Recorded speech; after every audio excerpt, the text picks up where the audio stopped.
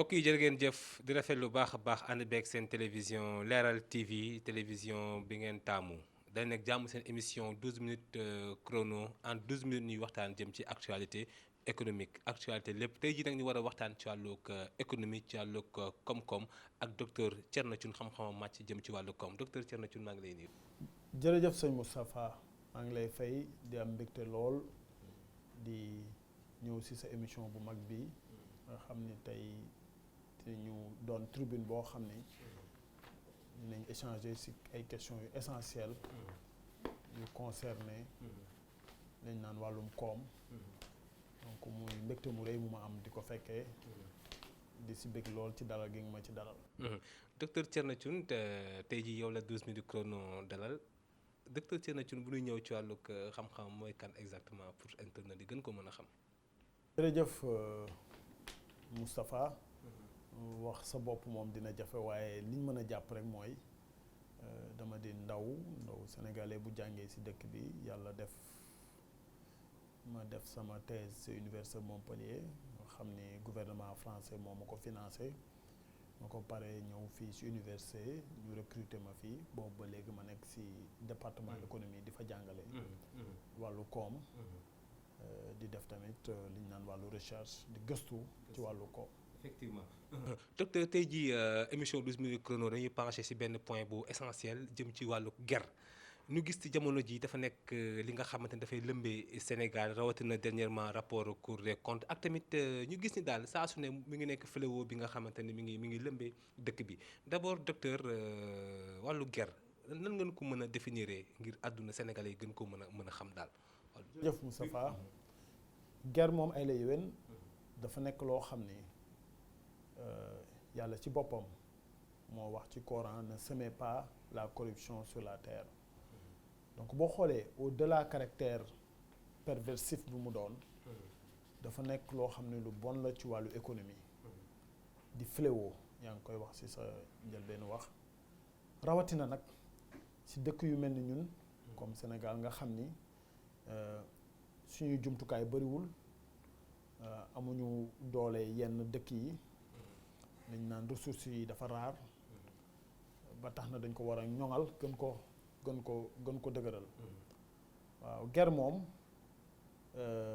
boo ko gisee rek ñaari wàll ñoo koy sëkk liñ naan le corrupteur et le corrompu mooy jëflante boo xam ni mën nañ ko qualifier ci pot de vin dessous de table pour kiy joxe moom am service bi te mun na doon sax loo xam ni waru ci woon fay dara at ki koy jox moom di am lu mu ci am te moom déjà li muy liggéey ci lañ ko war a ñu ngi ci jot li mu war a jot nga mën ko jël ci exemple yu bari booy defarlu carte d'identité ngay defarlu extrait de naissance te boo xoolee caractère principal bi leen boole mooy li ñu naan service public bien public te bien public ci wàllu économie dafa war a doon loo xam ni amul njëkk kenn du ci fay dara dañ la ko état moo la ko war a defal ndax moom yow ci sa alal lay comp pour produire ko donc guerre moom ay la yéwén dafa nekk loo xam ni moom lu bon la ci économie lu baaxul la ci économie rawatina nag ci économie yu mel ni ñun nga xam ni buñ ko xeexoon rek ñépp ñu war a jàng danañ jàng ñépp ñu war a faju danañ faju ba tax na egg na ci niveau boo xam ni ci dëkk bi rapport bu mujj bi Transparency International génne boo xoolee Sénégal mu ngi ci jël 66e ci àdduna bi ci CEDEAO mu ngi ci jël 8e eggul sax ci moyenne bi donc mooy Sénégal dëkku guerre la te nee nañ dañoo bëgg a développer dem émergence te guerre moom fu mu nekk du am développement du am émergence donc lu ñëpp war a xeex la. xeex ko toll na ci ba nga xam ni jàpp naa ni war nañ ko jàngalee fu ne war nañ ko wax fu ne war ci alerter jumtukaay yi ñu koy xeexee nag bari na amaana dinañ ci dellu. docteur en fait ñu gis ni par exemple dafa nekk lu fréquent ci askanu Sénégal ci Sénégal laay wax da nga jàpp ni moo waral loolu daal. taux de corruption bi yokk gi muy jàpp naa ni c'est lié à notre culture ndax boo xoolee la nekk corruption ca dëkk occidentaux yi ñun mën nañ ko jàppee du corruption ndax mën nañ wax ne sax da ngay gis li fi xewoon mallette bi ñu joxoon Alexis Segura ñu ne teraanga la boo xoolee sax nga dem di wuti ab kayitu judd rek waaw nga jox waa ji ab teraanga ger la nañ ko wax jàpp naa ni dafa lié at suñu culture lié at suñu tradition ba tax na li nit ñi jàpp ger ñun jàppewuñ ko ger te ay la yowén ger la doon na loo xam ne nag dina jafe ñu xeex ko ndax dafa ancré ci suñuy pratique ak ci suñuy defin tey jii sax boo gisee yenn compétition yi mënuñu ko def pour yokk méritocratie mooy da ngay gis sax poste boo xam ne dañ ci war a jongante walla ab diplôme bu ñu war a joxe nga gis ku ci joxe xaalis pour am ko walla nga gis ku ci wut ab branlon pour am ko yooyu yëpp xeetu ger la te yooyu baaxul ci dëkk ndax day inhiber talent yi du tax ba compétition am ba tax ba ñi gën a mën ci ñun nekk ci kaw mën a doxal donc ger day nasaxal économie day nasaxal koom-koom ndax boo geree ka waroon defar amaana la mu waroon defar ca niveau de qualité du ko def tey nga jël lu mel ni investissement ñu war a defar lopp tali ñu jox ko ab entreprise boo xam ne daa ger pour defar ko du la defaral tali bu méngëkk la nga soxla ndax lam la geree da koy def ci coût bi donc day altérer qualité infrastructure yi mais aussi day tax ba durabilité infrastructure yi day aussi yàq. waaw docteur lu am solo nga wax nii par rapport ak lu ko waral ak tamit causes yi ak mu mel ni tamit ñu gis ni tamit suñu autorités yi kilifa yi par rapport ak dañuy gis souvent rapport Cour des comptes ñu épinglé ay njiit ay directeurs sociétés yi wala ay ministres loolu loo ko gisee. damay delloo loolu yépp ca la Barack Obama waxoon rek ba mu fi ñëwee ca Ghana discours am bu mag boobu mu defoon Ghana ne Afrique dëkk yi mu am soxlawuñu ay nit yu am doole ay institutions yu am doole lañ soxla te bu ñuy wax institutions yu am doole pouvoir yi la ñuy wax pouvoir de contrôle yi pouvoir exécutif yi mais nag Afrique ni ñu ko tënkee régime ni muy demee frontière bi entre pouvoir yi tranché wuñ ko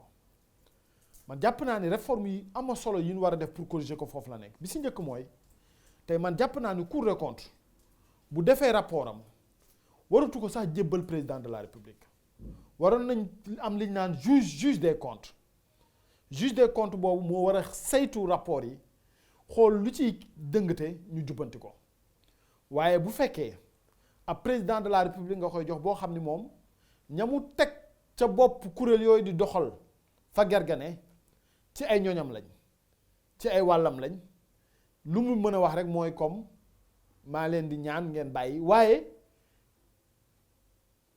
solution yu am solo yi ñu ci war a def duñ ko def. waruñu ko jébbal président. déedéet jàpp naa ni war nañ ko réformer foofu jàpp naa ni Cour des comptes su paree daf ko waroon jox beneen juge des comptes boo xam ni moo koy saytu mën a jël poursuite nécessaire yi bu ñu ko defoon léegi tey si ça nga gis ne te boole ci tegit bu ñu doon def li ñu naan compétition appel à candidature si poste yu mag yi ñu jël poste yi nga xam ni te boo seetloo Moustapha li ci gën a doy waar fi ñuy duut baaraam ger rek mooy service yeeg bien yi nga xam ni fa la ko population bi gën a soxlaa tey boo jëlee rapport Cour des comptes boo xoolee secteurs yi ñu épinglé mooy secteurs yi nga xam ni si la Sénégal yi gën a sonnee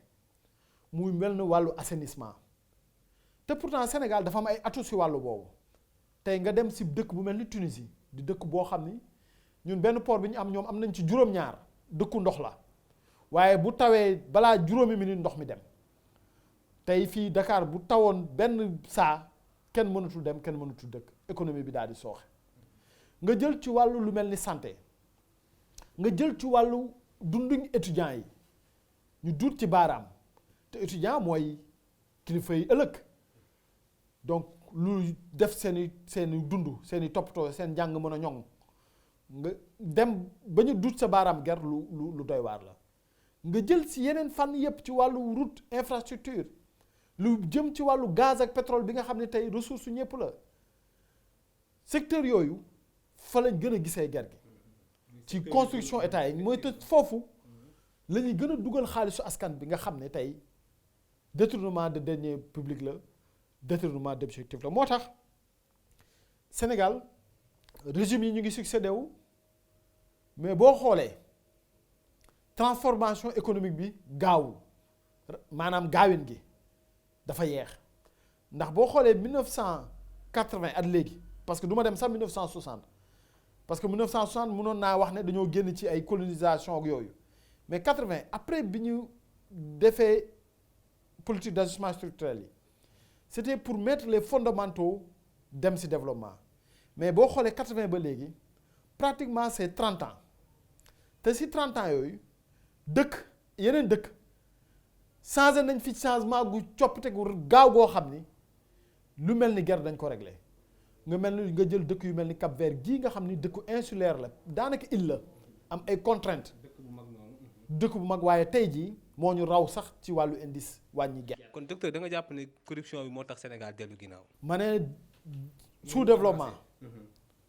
li koy yokk corruption la te ñu ngi ci encore sous-développement ba tax na des fois sax damay dégg ñi ni naan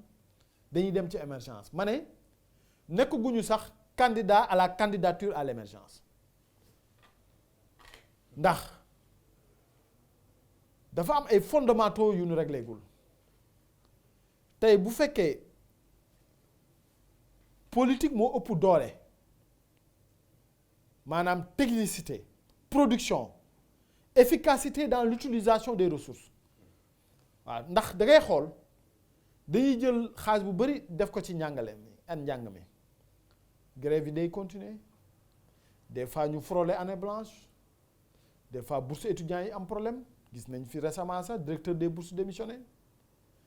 te depuis ay ate ngi nii régime yi di changé mais même problème yi ñooy am man maa ngi fàttaliku bi may nekk étudiant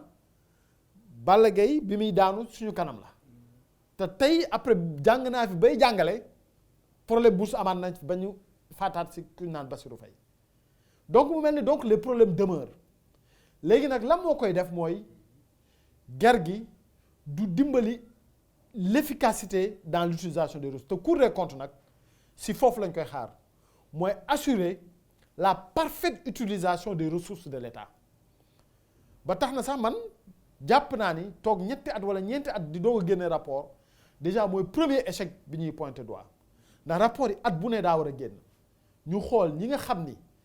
vraiment def nañu avancée positive ñu sanctionner leen positivement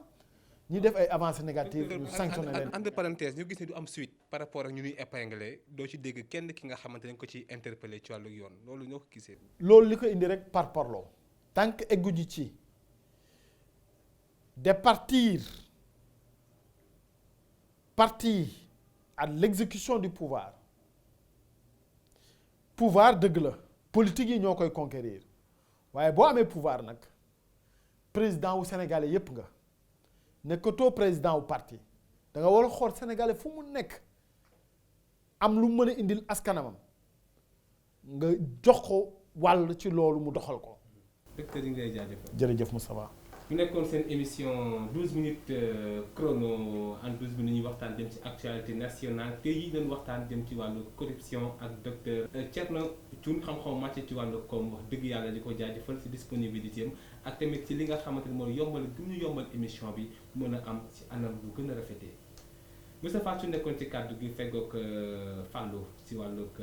montage beeg ak tamit ci wàllu caméra beeg assistante bi équipe technique Leral TV gi yëpp maa ngi di jaajëfal. dañ jox dig daje incha allah rabbi yàggatul ci beneen numéro 12 minutes chrono jërëjëf.